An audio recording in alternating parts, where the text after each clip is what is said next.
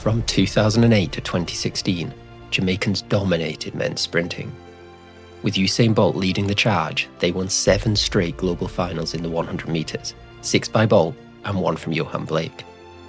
3 Jamaican men ran under 9.75 during that period, times that have not been seen by athletes of any nationality since. But following Bolt's retirement in 2017, the balance of men's sprinting power has swung straight back in favour of their rivals from over the water, the USA.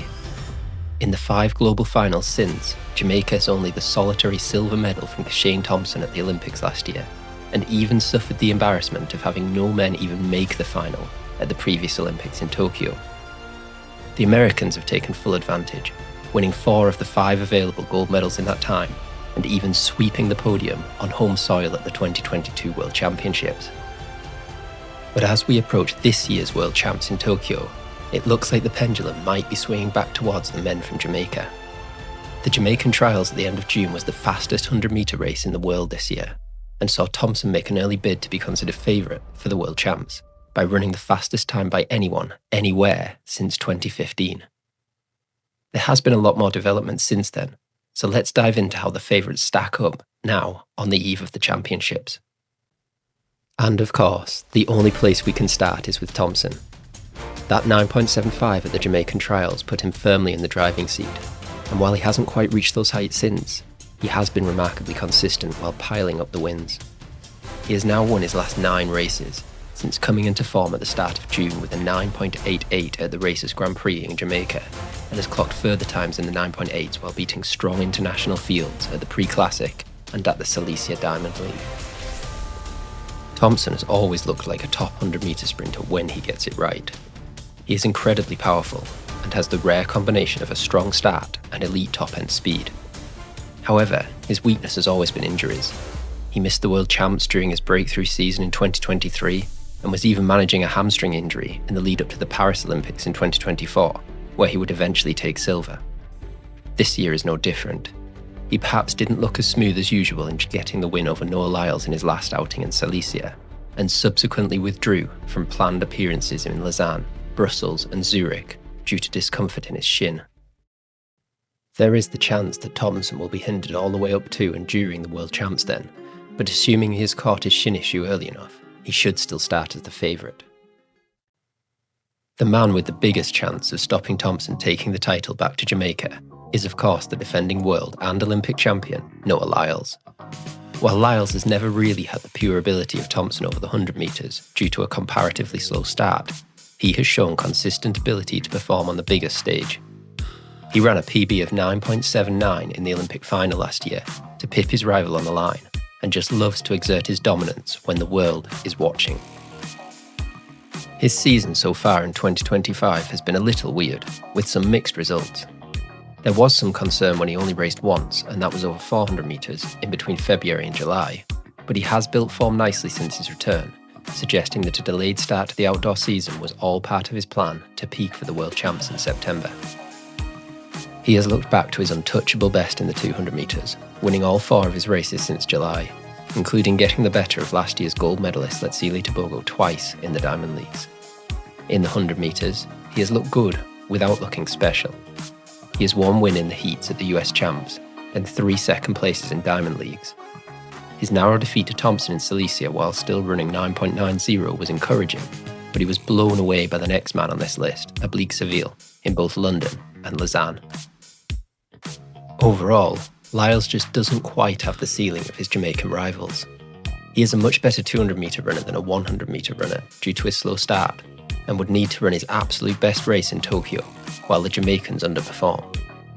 That did happen in Paris last year, but I can't see it happening again. So let's move on to the man who might seem like an outside pick, but who is now my favourite for the gold. Oblique Seville has always had top-level talent, but has not yet been able to show it in global finals, with injuries often restricting his progress. This year, he had mixed results at Grand Slam track at the start of the season, but since the Jamaican Championships in June, he has looked incredible.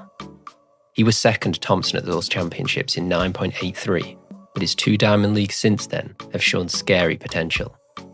The times he ran in both London and Lausanne don't look that spectacular, but dig a little deeper and it's clear they were special performances. In London, he ran 9.86 for the win into a minus 0.6 metres a second headwind, which equates to a 9.83 with no wind. For context, Thompson's 9.75 world lead was ran with a plus 0.8 metres a second tailwind, with his no wind equivalent coming in at 9.82, almost equal with Seville. More impressively though, Seville absolutely destroyed Noah Lyles in this race, with no other man breaking 10 seconds. Lausanne was a similar story. In horrific conditions, cold, bucketing rain and with a slight headwind, Seville ran 9.87, again destroying Lyles in second, who ran 10.02. His start was particularly impressive here given the conditions, and shows he could be ready whatever happens in Tokyo. For me then, Seville and Thompson's performances this year have actually been pretty similar, despite Thompson getting the attention for that 9-race winning streak and world lead. But I'm giving Seville the edge in Tokyo, as he just seems to be trending better, while Thompson is hanging on to form. Finally, we have US champion Kenny Bednarek. Bednarek has had an excellent start to 2025 with his performances in Grand Slam track, but those performances simply hid the fact that he's still primarily a 200-metre runner. Prior to this year, his PB was a 9.87 with a slight tailwind from the US champs in 2024, and his improved times this year were mostly wind-aided, making him look like he is now a real contender in the 100, when in reality he is still a long way behind the Jamaicans.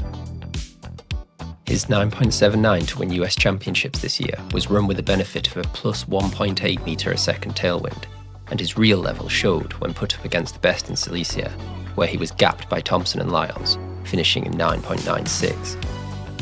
I therefore see him as a man with a ceiling around the 9.85 mark.